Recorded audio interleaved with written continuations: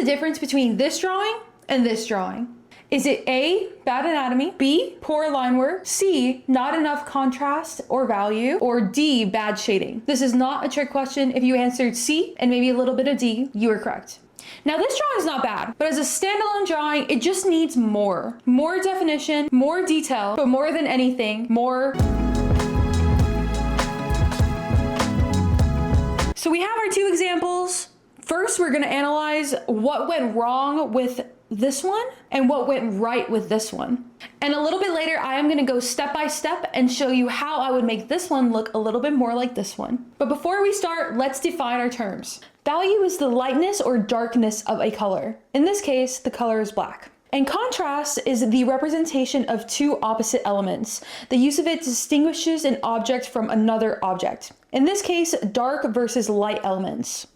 You can see that this drawing, I1, only accounts for a limited portion of the value scale, which really is just various shades of gray. While I2 accounts for the entirety of the value scale from black to white and every shade in between. Using the entirety of the value scale makes for deeper, richer, and more realistic drawings. This drawing is also lacking any meaningful contrast. Everything looks just kind of gray and it needs more depth. We need to add more white and more black to define the eye more, because right now it just looks like one solid block of gray. All right, so now that we have an idea as to what we can improve, we can move on to actually improving it. So now I'm going to take you through the repeating 3-step process I use on all of my drawings. Let's begin. Since we have some of our midtones already accounted for, I'm going to go in with this charcoal pencil, which is a general charcoal, and this one's a medium. So I'm going to come in and I'm going to start filling in the darkest darks, and then I'm going to use a soft Bristol brush to blend out those values. We're going to start here. We can see that the pupil, of course, is very black. The lash line is black, so I'm just going to go in, fill it out like this. The ring around the iris is also black. The shadow in the iris, right underneath the upper lash line. More eyelashes. This outer corner of the eye and the outer waterline is also black, and the lower lashes already looking a little better, and this is without blending, of course. And then the fold of the eyelid, especially right here in the middle. So the light source, which is very important to understand, is coming from this direction. So this part of the eyebrow is going to be a little bit lighter than this. Okay, now we can already see that it is a little bit improved. We added in the darker shades on the value scale, and we still have a little bit of midtones, but because now, since we did add this stark black, we do need to add more midtones to balance it out, and we have to add a little bit more whites for highlights, but we'll save that for later. Right now we're going backwards from darkest to lightest, which is usually how I do all of my drawings. I'll start with the darkest values and then move on to midtones and then go on to the lightest highlights. So now I'm just going in with this brush, which is a mop brush with very soft bristles. And I'm going to start blending it out. And with the brush, if we cover up some of the portions that need to be lighter, that is okay, because then we'll go back in later and erase out those shades. Okay, so now we're looking a little bit better now, a little bit closer to this one. And so I'm gonna want to fill in more midtones right here, just so it could look more, actually, I mean, it looks different, but it looks cute. I think I like this one better than this one now, actually. Okay, so we'll just go right in with this eraser, because now we need to account for the lighter values on the value scale. So I see I'm gonna start right up here by the eyebrow. And this little bone that protrudes is gonna be closer to the light source. Therefore, it's gonna be a little bit lighter. So we're gonna erase that out. And then we can even go in a little bit on the eyebrow and define some of these hairs a little bit more, but you don't have to.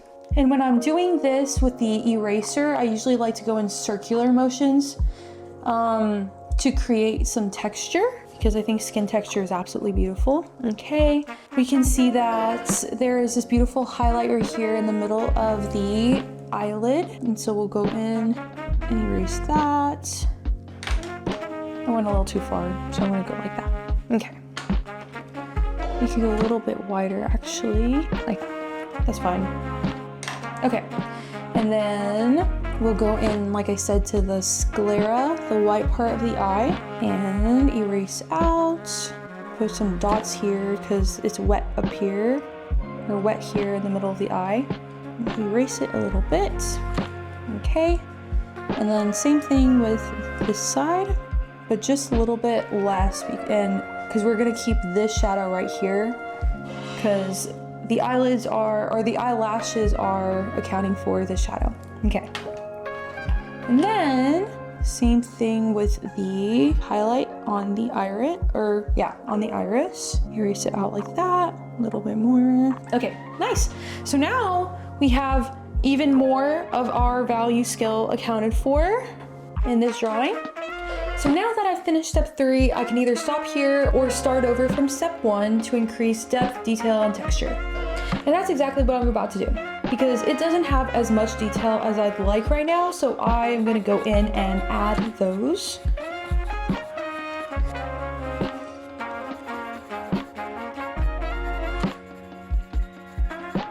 I usually also jump around to different parts of the drawing and do this process in isolated areas.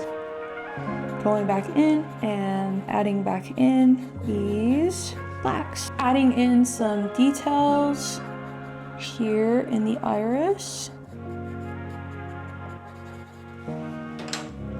Then go ahead and blend that out again. And then, depending on how much detail you want to put, you can go in and kind of erase a little bit. Erase out some lines like that. And then there's some detail.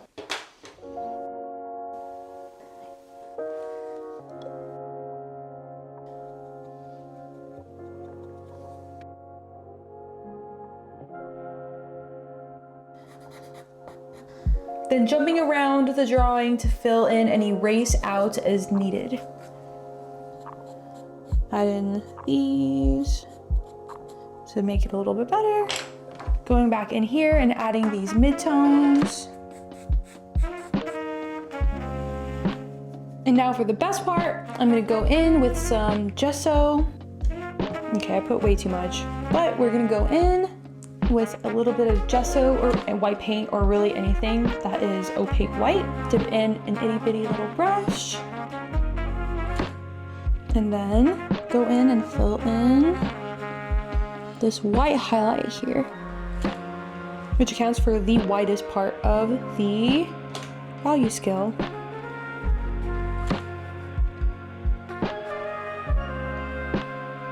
So now we can see that this drawing looks a little bit closer to this one now.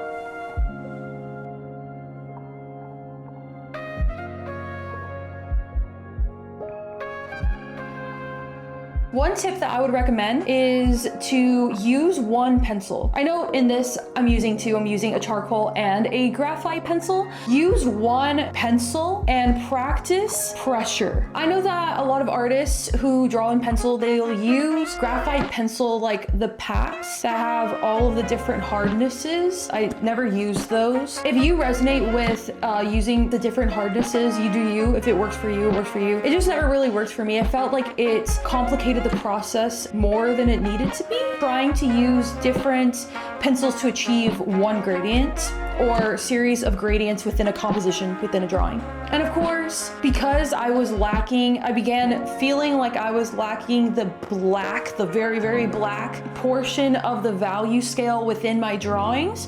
I did implement this charcoal pencil. And also I just hated the reflective nature of the really dark portions of my drawings with graphite. I recommend that you just try to make one good pencil do all the work for you. Your hand and one pencil. But yeah, that is the end of my video about value and contrast. If you liked, please like and subscribe, and I will see you in the next one.